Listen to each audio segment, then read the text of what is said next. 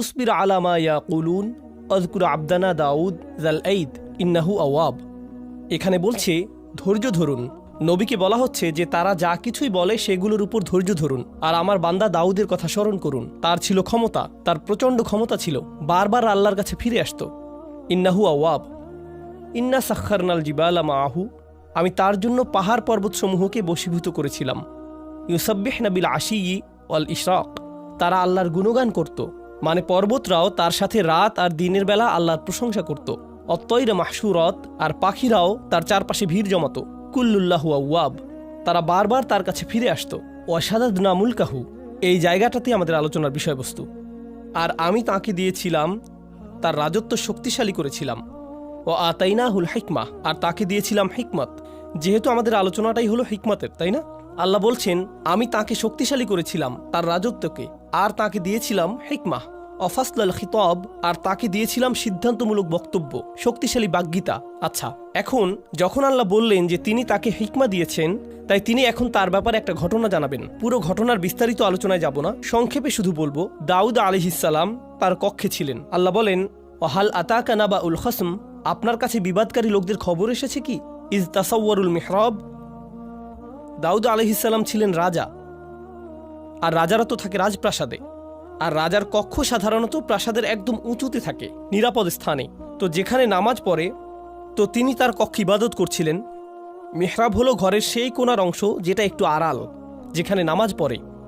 তিনি ইবাদত শেষে পেছনে ফিরেই দেখলেন তার ঘরে কয়েকজন মানুষ। চিন্তা করুন তো, তার নিজের শোবার ঘরে, একদম ভেতরের ঘরে ঢুকে গেছে তারা। তাহলে কল্পনা করতে পারেন, এই যে আমাদের আমেরিকায় হোয়াইট হাউস আছে, তাই না? আর এই হোয়াইট হাউসে তো নিরাপত্তার অতিরিক্ত অনেকগুলো স্তর আছে। ছাদের উপর স্নাইপার আছে, সিকিউরিটি গার্ড আছে, কুকুর আছে, এই সমস্ত কিছুই আছে ওখানে, তাই না? আর একদম ভেতরে আছে প্রেসিডেন্টের বাসভবন। তো প্রেসিডেন্ট ধরুন বাথরুম থেকে বের হয়ে দেখলেন সেখানে 6 জন বসে আছে। প্রেসিডেন্ট সাহেব, আমাদের একটা প্রশ্ন আছে, মানে কেউ যদি নিরাপত্তার এতগুলো স্তর পেরিয়ে আসে, তবে এটার মানে কি হবে? হত্যা করতে এসেছে, তাই না? মানে তো এটাই। কিভাবে তারা এতগুলো নিরাপত্তা স্তর পেরিয়ে একদম বেডরুমে এসে উপস্থিত হয়, বুঝতেই পারছেন। তো তিনি ফিরে দেখলেন এতগুলো মানুষ। ইদ দাখালু আলা দাউদ, তারা মিহরাবে দাউদের কাছে এলো। ফাফাজি আমিনহুম, তিনি তাদের দেখে ভয় পেয়েছিলেন, হতবাক হয়ে গিয়েছিলেন, কি হচ্ছে এখানে, তাই না? তাছাড়া দেখুন, দাউদ আলাইহিসসালাম কিন্তু শুধু রাজাই ছিলেন না, তিনি সামরিক নেতাও ছিলেন। আর সামরিক নেতাদের কিন্তু শত্রু থাকে, আর তাই তারা যদি তাদের ব্যক্তিগত স্থানে কাউকে দেখতে পায়, তবে বুঝে ফেলে যে এখানে হত্যার চেষ্টা হবে। তো তারা বলল লা তাখফ খসমানা বাগা বাদুনা আলা বাদ, আরে না না না, ভয় পাবেন না, আমাদের শুধু একটি সমস্যা হয়েছে, আমরা তো শুধু আপনার পরামর্শ চাই। কোরআনের ঘটনাগুলো ভালোভাবে বোঝার জন্যে আমি যা করি তা হলো নিজেকে সেই অবস্থায় কল্পনা করি। এজন্য আমি কল্পনা করলাম যে এই যে এখানের প্রোগ্রাম শেষ করে আমার হোটেলে ফিরে গেলাম, আমার হোটেল রুমের বাথরুমে গিয়ে ফ্রেশ হয়ে নিলাম, এরপর বের হয়ে দেখি সেখানে আপনাদের 8 জন বসে আছেন আমার বিছানায়। উস্তাদ, তখন আপনার সাথে কথা বলার সুযোগ পাইনি। আমার একজন কাজিন এই হোটেলে কাজ করে, তাই একটি প্রশ্ন আছে। আপনি এক ভিডিওতে বলেছিলেন, আরে আমি তো ওখানে ভয়ে ভূত হয়ে যাব।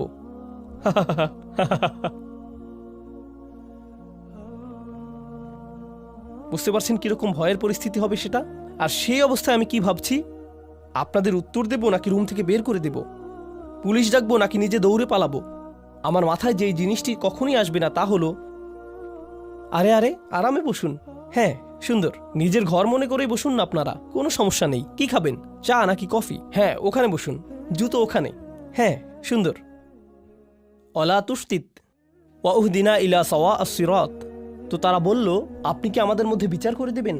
ভুল উত্তর দেবেন না কিন্তু, এমনটাই তারা বলল। লা তুস্তিত, আজে বাজে উত্তর দেবেন না। এরপর বলল, আমাদের সঠিক পথ দেখান।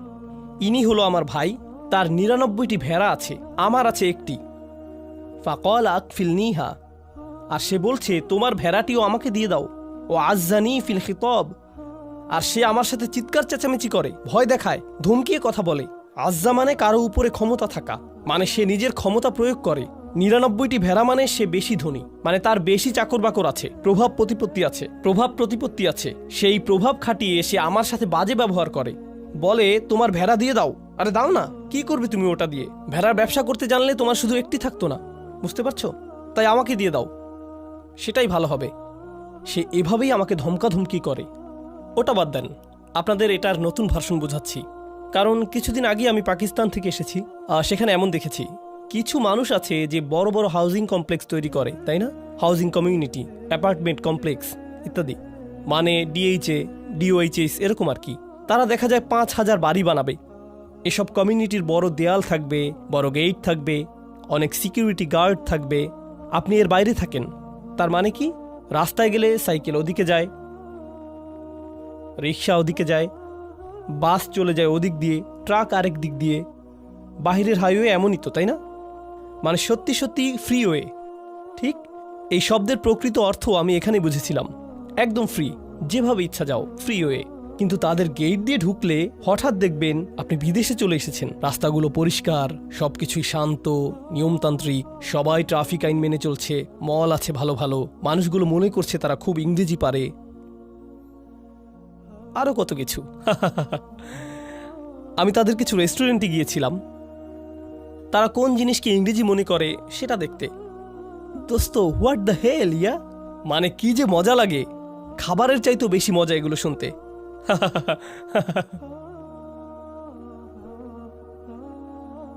আচ্ছা, তো কোরআনে ফিরে যাই। তো তারা যা করে তা হলো এসব হাউজিং সোসাইটি বানায়, কিন্তু তার মধ্যখানে একজন থাকে খুবই পুরনো জীর্ণ শীর্ণ একটা বাসা নিয়ে। সে এটা বিক্রি করবেই না, তার জমি বিক্রি করার কোনো ইচ্ছেই নেই।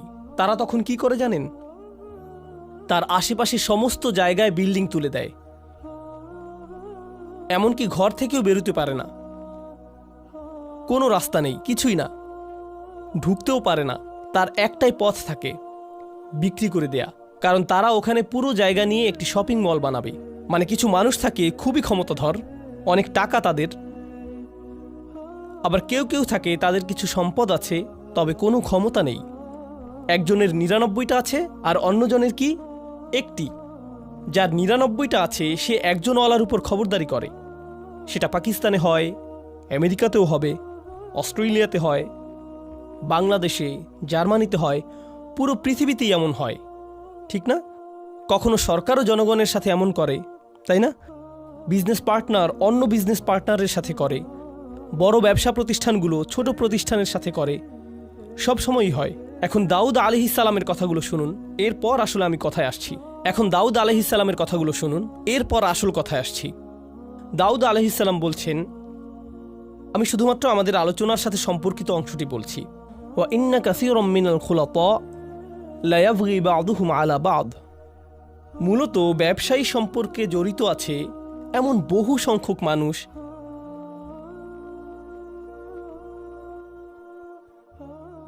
আর প্রেক্ষাপট থেকে বুঝতে পারছেন যে কে কার সাথে জুলুম করছে। যার কাছে বেশি আছে সেই দেখা যায় তুলনামূলক দরিদ্রের সাথে জুলুম করে, ঠিক কিনা? আর যার ক্ষমতা আছে সে অন্যদের ভয় দেখায়। এটা সবখানেই হয়। খুলাতা এর মূল অর্থ হলো যেসব মানুষের জীবন একে অন্যের সাথে জড়িত। যেমন ধরুন পরিবার, তাই না? তো ধরুন কোনো এক পরিবারে একজন পিতা আর 6 জন পুত্র আছে, ঠিক আছে? এক পুত্র অন্যদের চাইতে বেশি ধনী আর রাজনৈতিক কানেকশনও আছে, বাকি ভাইদের এমনটা নেই। অথবা দুজনের এরকম আছে, বাকি 4 জনের নেই। এখন উত্তরাধিকার সম্পদ গ্রহণের সময় আসলে বুঝতেই পারছেন কারা কারা তাদের অংশ সঠিকভাবে পাবে না, তাই না? কারণ যাদের ক্ষমতা আছে তারা যাদের ক্ষমতা নেই তাদের সরিয়ে দেবে, কিংবা তাদের হয়তো কিছুই দেবে না, ঠিক কিনা? তো এই ধরনের জিনিস তো ঘটেই।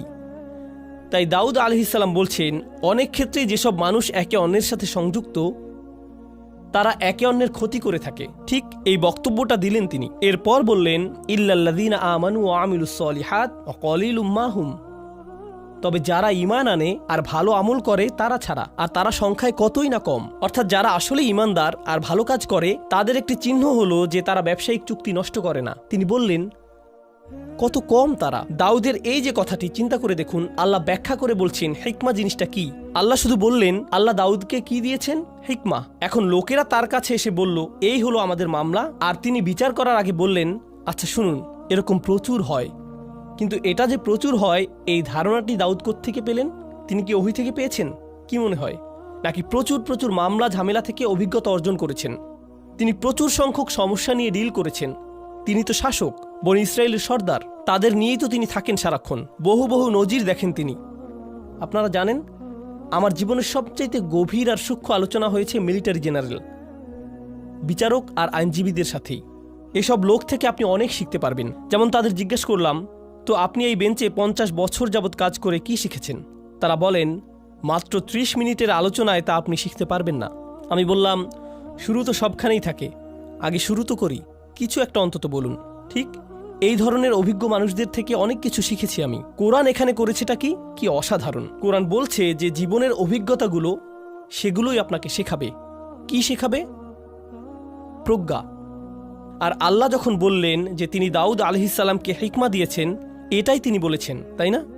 আল্লাহ মূলত বলছেন যে তিনি দাউদ আলাইহিসসালামকে জীবনের বাস্তব অভিজ্ঞতা দিয়েছেন, যেগুলো তিনি শিখেছেন মানুষ কিভাবে চলে, সমাজ কিভাবে কাজ করে। এই প্রজ্ঞারই অংশ থেকে তিনি এই মামলা বুঝে নিচ্ছেন, মানুষের আচরণ বুঝছেন। বুঝতে পারছেন আমি কি বলছি?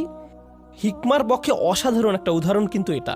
এখন এর আগে আপনারা হয়তো ভাবতেন হিকমা এমন কিছু যা আল্লাহর কাছ থেকে আসে, হয়তো আধ্যাত্মিক কিছু একটা, মানে আপনি খুবই ইবাদত করলে হয়তো হিকমা চলে আসবে। এটাও কোরআনে আছে, যদিও এটা হিকমাতের আধ্যাত্মিক একটা অর্থ। কিন্তু এই আলোচনায় হিকমাতের ভিন্ন একটা স্তরের কথা এসেছে। মনে হয় যেন একেবারেই ধর্মনিরপেক্ষ একটা ব্যাপার, ধর্মের সাথে কোনো সংযোগই নেই যেন। কি এটা তাহলে? বিচারক হিসেবে তার কাজ, তিনি মানুষকে অনেক আজেবাজে কাজ করতে দেখেছেন, অনেক কিছু শিখেছেন, অনেক কিছু শিখিয়েছে এসব তাকে। আমার মতো কোরআনের একজন ছাত্রের জন্য এতে কি হয় জানেন? এতে কি হয়, যখন আমি কোরআনের ভেতর কোনো কিছু শিখছি, যেমন ধরুন এখন শিখছি তালাকের আয়াতটা, আগামীকাল আমরা তালাকের এই আয়াত নিয়ে কথা বলবো, কারণ এখানেও হিকমার প্রসঙ্গ এসেছে। সেটা বেশ মজার একটা আলোচনা হবে। তো যাই হোক, যদিও এরপরেই আমি চলে যাব। তো যাই হোক, কিন্তু এই বিষয়টা যে কারণে তুলেছি তা হলো, আপনি যখন তালাকের আয়াত দেখেন কিংবা যখন তালাকের কেসগুলো দেখেন, তালাক সম্পর্কিত বিচারকদের দেখেন যে তারা কি কি খেয়াল করেন, তাদেরকে বাস্তব জীবনের অবস্থাগুলো ভালোভাবে দেখতে হয়, সেখান থেকে শিখতে হয়। তাই যখন আমি তালাকের আয়াত পড়ি, তখন আমি সত্যি সত্যি একজন ডিভোর্স অ্যাটর্নির সাথে কথা বলি, ম্যারেজ কাউন্সিলরদের সাথে কথা বলি, মনোবিজ্ঞানীদের সাথে কথা বলি, তালাকের অভিজ্ঞতা আছে এমন লোকদের সাথেও কথা বলি। বুঝতে পারছেন? এর কারণ এই আয়াতগুলো বুঝতে যে এই হিকমা প্রয়োজন সেটা তাদের আছে। কি ধরনের হিকমা আছে তাদের? জীবনের অভিজ্ঞতা। খোদ কোরআনে এই দাউদ আলাইহিসসালামের মাধ্যমেই হিকমার এই ধরনকে স্বীকৃতি দেওয়া হয়েছে। দাউদ আলাইহিসসালামের হিকমা মূলত হলো জীবনের অভিজ্ঞতা। তো আমি যা বলছি তা হলো, কোরআন হিকমার সংজ্ঞায় বেশ বিস্তৃত পদ্ধতি নিয়েছে, আর আমরা এই সবগুলো উদাহরণ দেখব। হিকমার নতুন একটা দৃশ্য সম্পর্কে জানব। যেমন আপনাদের দাদা দাদিরা কিন্তু নিজেদের জীবনের অভিজ্ঞতা থেকে অনেক কিছুই শেখাতে পারেন। আমাদের সমাজের মুরব্বীরা তো হলেন হিকমার পুকুর, অথচ কেউ পাত্তা দিচ্ছে না। কি কি শিখলেন জীবন থেকে? এভাবে জিজ্ঞেস করে আমরা উপকার নিচ্ছি না তাদের থেকে। বিভিন্ন পেশার মানুষ আছেন যারা জীবন থেকে কত কিছু যে শিখেছেন, কত কিছুই না দেখেছেন। যেমন একটি হিকমতের কথা আপনাদের বলবো, যেটা আমার পক্ষে জানা অন্যভাবে সম্ভবই ছিল না। নেভির একজন জেনারেলের সাথে আমার একবার দেখা হয়েছিল। আমি বলবো না কোন নেভি, কিন্তু তাদের সাথে দেখা করেছি। সেই সময় আমি সূরাতুর রহমান নিয়ে গবেষণা করছিলাম। আর সূরা আর রহমানে আল্লাহ বলেন, মারাজাল বাহরাইনি ইয়ালতাকিয়ান বাইনাহুমা বারযাখুল লা ইয়াবগিয়ান, তাই না? তিনি দুটো সমুদ্রের কথা বলেছেন, যেই দুটো সমুদ্র মিলিত হয়। তার সাথে তিনি মুক্ত আর প্রবালের কথা বললেন। এরপর তিনি পাড়ি দেয়া জাহাজের কথা বললেন, লাহুল জাওয়ারিল মুনশাআতু ফিল বাহরিকাল আলাম। ঠিক এরপরেই তিনি বলেন, কুল্লু মান আলাইহা ফান, সবাই মারা যাবে, সবাইকে মরতে হবে। তো তিনি সাগর নিয়ে কথা বললেন, মৃত্যু নিয়ে কথা বললেন। আমি সবসময় ভাবতাম যে এখানে সাগর আর মৃত্যুর মধ্যে নিশ্চয়ই কোনো সংযোগ আছে। তাহলে যে সাগরেই জীবন পার করেছে তাকে জিজ্ঞেস করার চাইতে ভালো আর কি হবে? তাই আমি সেই জেনারেলকে জিজ্ঞেস করলাম, আপনি তো পুরোটা জীবন সাগরে পার করেছেন, এই আয়াত সম্পর্কে বলুন তো, এটা পড়লে আপনার কি মনে হয়? তিনি বললেন, শুনুন, যখন জাহাজ ডকইয়ার্ড ছেড়ে যায়, সেই নাবিক যখন জাহাজের ডেকে থাকে, তখন এমন একটা দিনও যায় না যে সে ঘুমোতে যাবার পূর্বে বা ঘুম থেকে উঠে প্রথমেই মৃত্যুর কথা মনে করে না। কারণ আপনি হয়তো ভাবছেন আশেপাশে পানি, কিন্তু সে সারাক্ষণই মৃত্যুই দেখতে পাচ্ছে। যে কোনো সময় সুনামি আসতে পারে, জাহাজ নষ্ট হতে পারে, কোনো কিছু আক্রমণ করতে পারে, কিছু একটা হয়ে নিচে ফুটো হয়ে যেতে পারে, মানে যে কোনো কিছুই হতে পারে। ঠিক তো তারা সারাক্ষণই মৃত্যুকেই যেন দেখছে। যে লোক তার জীবন সাগরে পার করে দিয়েছে, তার কাছ থেকে এই প্রজ্ঞা না পেলে আমি কিন্তু কখনোই সাগর আর মৃত্যুর মাঝে এই যে অসাধারণ সূক্ষ্ম সম্পর্ক, সেটা ধারণাই করতে পারতাম না। তারাই কিন্তু একদম নিজের অভিজ্ঞতা থেকে বুঝিয়ে দিতে পারবেন ওর মধ্যে সম্পর্কের কথা। এই গুরুত্বপূর্ণ জিনিসটাই আমি চাচ্ছিলাম আজকে আপনাদেরকে বোঝাতে। এই যে হিকমা আর জীবনের অভিজ্ঞতার মাঝে সম্পর্কটি, এটা কিন্তু কোরআনেই আছে। পরের ঘটনাটি হয়তো বলার সময়ই পাবো না আজকে, আচ্ছা তবুও একদম সংক্ষেপে বলি।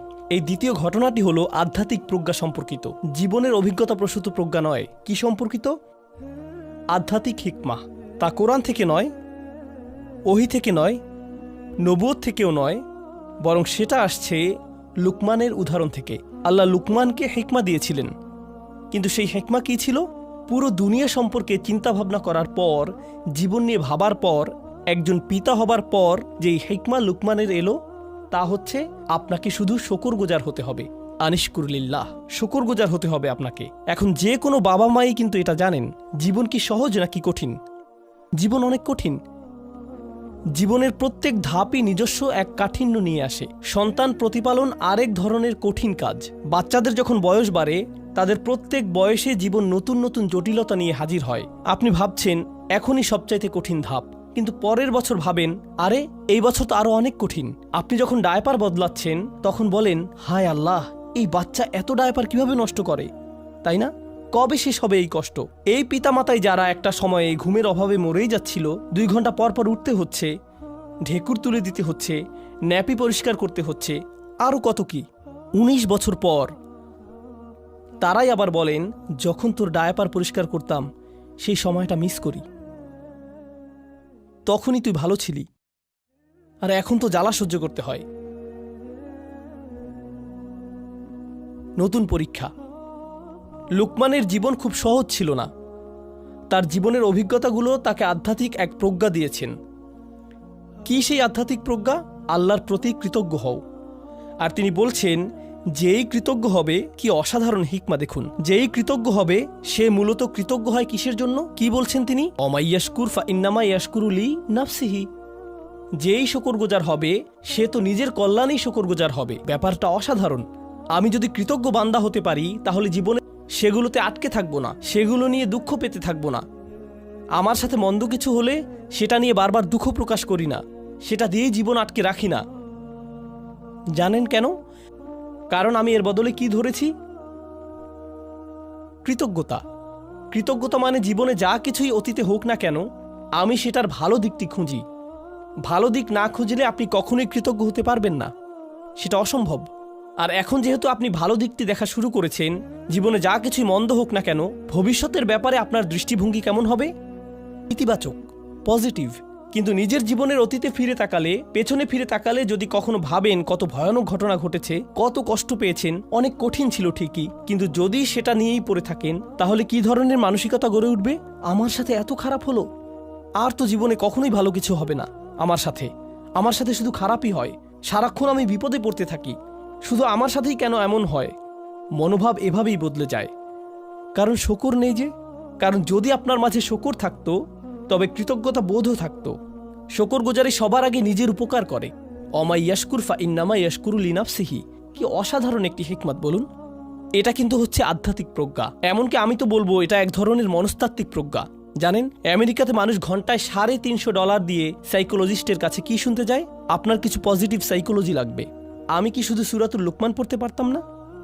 আরে এমন করলে তো আমার অনেক টাকাও বাঁচত, আবার অনেক সোয়াবও পেতাম, তাই না? আর তাই হিকমার এই প্রথম অংশটি হলো আমার অভিজ্ঞতা নিয়ে কিভাবে চিন্তা করব আর আল্লাহ সম্পর্কে কিভাবে ভাবব। হিকমার দ্বিতীয় অংশে চলে যাই তাড়াতাড়ি, এরপর আজকের সেশন শেষ। আজকের এটাই শেষ বিষয়। লুকমান রাদিয়াল্লাহু আনহু তার ছেলেদের বললেন, কোনো পাপ কাজই ছোট নয়, এমনকি সবচাইতে ছোট কাজও আল্লাহ বের করে আনবেন। কোনো পাপ কাজই ছোট নয়। আমি যেই মূল বিষয়টি বলতে চাচ্ছি তা হলো যে কোনো পাপ কাজই কি নয়, ছোট নয়, এমনকি মাইক্রোস্কোপিক লেভেলের কাজও নয়। এমনকি পাথরের ভেতরে থাকলেও আল্লাহ বের করে আনবেন। ইয়াতি বিহাল্লাহ। আল্লাহ খুবই সূক্ষ্ম, আল্লাহ খুবই সুনির্দিষ্টভাবে করেন। আপনার পাপ কাজকে কখনোই ছোট করে দেখবেন না। আর তাছাড়াও আরও যোগ করি, এর বিপরীতে আপনার কিসের ক্ষমতাকেও ছোট করে দেখবেন না? ভালো কাজের।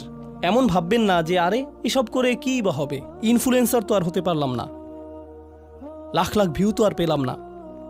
বুঝতে পারছেন? এই আয়াতগুলো নিজেই পড়াশোনা করে দেখুন না, এখানকার আয়াতগুলো দেখলেই বুঝবেন। তিনি তার ছেলেদেরকে বলছেন অন্যদের দিকে বাজেভাবে তাকাবে না, বিনয়ের সাথে চলাফেরা করো। তার পুত্রদেরকে বলছেন যে কোথাও যাবার সময়ে উদ্দেশ্য নিয়ে যেন যায়, উদ্দেশ্যহীন চলাফেরা যেন না হয়। অক্সিদ ফি মাশিক। আর তিনি তার ছেলেকে আওয়াজ নিচু করতে বলছেন, তার ক্রোধ নিয়ন্ত্রণ করতে শেখাচ্ছেন, ভদ্রতা শেখাচ্ছেন, তাই না? জীবনের উদ্দেশ্য শেখাচ্ছেন। সে ঘর থেকে বের হবার সময় যেন তার আসল উদ্দেশ্য থাকে, জীবন যেন অর্থবহ ও উদ্দেশ্যপূর্ণ হয়। এসব জিনিসের বেশিরভাগই তিনি তাকে নিজের চেহারার ভাবভঙ্গিও নিয়ন্ত্রণ করতে বলছেন। লা তুসঈর খদ্দাকা লিন্নাস। মানুষের দিকে গাল ফুলিয়ে তাকাবে না, মানুষের চেহারায় বিকৃত করবে না। বেশিরভাগ মানুষ কি মনে করে? এগুলো ছোট ব্যাপার নাকি বড় ব্যাপার? ছোট বিষয় মনে করে। হজ হলো বড় ব্যাপার, হারাম বিশাল ব্যাপার। বড় কোনো ইবাদত করলে সেটা বড় পুণ্যের কাজ হবে, কিন্তু অন্যের দিকে মন্দভাবে তাকানো এটা তো ছোট্ট বিষয়, কিছুই না। আর এই যে প্রজ্ঞা, তার থেকে কি নিজের ছেলেদেরকে শিখিয়েছেন? সবচাইতে ক্ষুদ্র জিনিসকেও ছোট করে দেখো না। এরপর তিনি উদাহরণ দিলেন এমন সব কাজের সেগুলো মানুষ ছোট মনে করে, কিন্তু আসলে সেগুলো বিশাল কিছু। আল্লাহর চোখে সেগুলোও মূল্যবান। আপনি কিভাবে কথা বলেন, কিভাবে চলেন ফেরেন, আপনার মুখভঙ্গি কেমন, নিজের গলার স্বর কিভাবে ব্যবহার করেন, কি ভাষায় কথা বলেন সবার সাথে। ইন্না আনকারাল আসওয়াতি লাসাউতুল হামির। তিনি এই প্রজ্ঞা, এই আধ্যাত্মিক হিকমা শিখেছেন কিভাবে? কোনো ওহী থেকে কিন্তু তিনি এই হিকমা শিখেননি। এছাড়া মজার বিষয় হলো, অনেক মানুষ দেখবেন আপনারা যারা নিজেরা মুসলিম না হলেও লুকমানের উপদেশ মেনে চলে। তারা অন্যদের সাথে সদয় ভদ্র ব্যবহার করে, তারা উদ্দেশ্যপূর্ণ, তাই না? অন্যদের ছোট করে দেখেন না, তারা অন্য কারো উপর গলার স্বর উঁচু করে না। তাদের সব গুণ আছে। এই গুণগুলো তারা কোত্থেকে পেয়েছে? মাঝে মাঝে হয়তো মনে হয় এদের তো ইমানই নেই, তবুও কিভাবে ইসলামিক মূল্যবোধ পেল তারা? কারণ হলো হিকমাহ, সার্বজনীন বিষয়। কারণ হিকমাহ হলো সার্বজনীন বিষয়। আল্লাহ যাকে চান তাকে এটা দিতে পারেন। তো এর সাথে আজকের সেশন আমরা শেষ করছি ইনশাআল্লাহ। বারাকাল্লাহু লি ওয়া লাকুম। আসসালামু আলাইকুম ওয়া রাহমাতুল্লাহি তাআলা ওয়া বারাকাতুহু।